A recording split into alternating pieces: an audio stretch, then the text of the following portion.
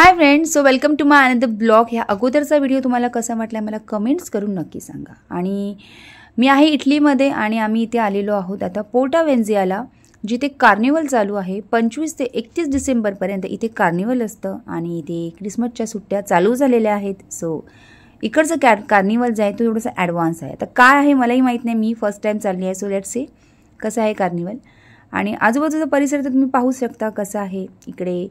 आता क्रिसमसमध्ये स्पेशली थोडीशी गर्दी रस्त्यावर दिसते, कारण क्रिसमसमध्ये लोक बाहेर फिरायला येतात आणि बाय द वे -2 टेम्परेचर आहे।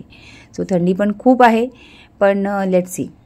सो आम्ही इथे कार्निवलला आलो होतो आणि इकडची झाडं तुम्ही बघू शकता। इथे कोणत्या झाडाला पानं तुम्हाला दिसणार नाही, जसं मी अगोदरच्या ब्लॉगमध्ये पण मेन्शन केलं आहे की इथे पानगळतीचा सीझन चालू आहे, त्यामुळे झाडाची पानं अशी गळून पडतात आणि स्पेशली मार्च एप्रिल नंतर इथे झाडांना पानं येतात, फुलं येतात। सो त्यानंतरचा युरोप हा बघण्यासारखा असतो, जो मी माझ्या ब्लॉगमध्ये तुम्हाला नक्की दाखवण्याचा प्रयत्न करीन। आणि आत्ता मी फायनली कार्निवलला आलो होतो। सो तुम्ही इकडचं कार्निवल थोडं एन्जॉय करा आणि मी तुम्हाला भेटते थोड्या वेळाने।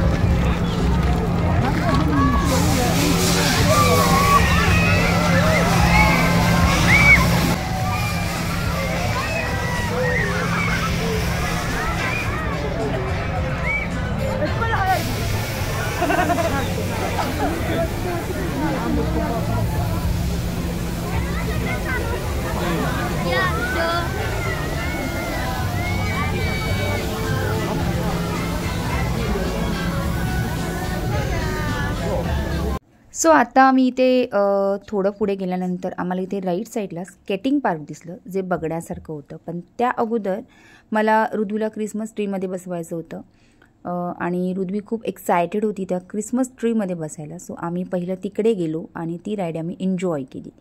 सो इथे असा क्रिसमस ट्री होता, तुम्ही बघू शकता। आणि या क्रिसमस ट्रीमध्ये मी आणि ऋद्वी बसलो होतो। खूप छान राईड आम्ही एन्जॉय केली ही।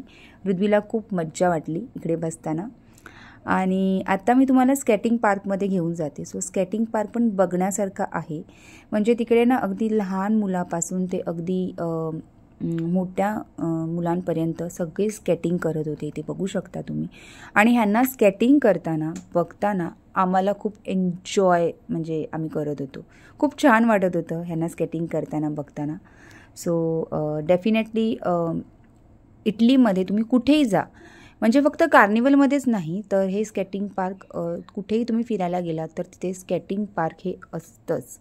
सो डेफिनेटली हे स्केटिंग पार्क पण बघण्यासारखं होतं। सो तुम्ही हे स्केटिंग पार्क आता एन्जॉय करा।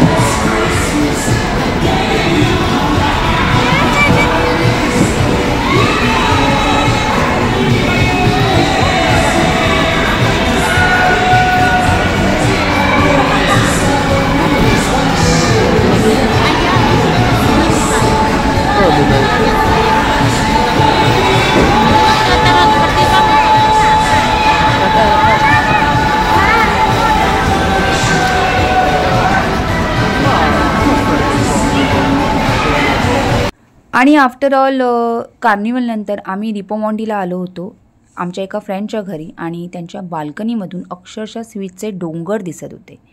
ॲक्च्युली हा जो रिपोमॉन्टीचा एरिया आहे असं म्हणतात की इथून स्विसची बॉर्डर चालू होते। सो नजारा हा बघण्यासारखा होता, तुम्ही बघू शकता आजूबाजूचा परिसर।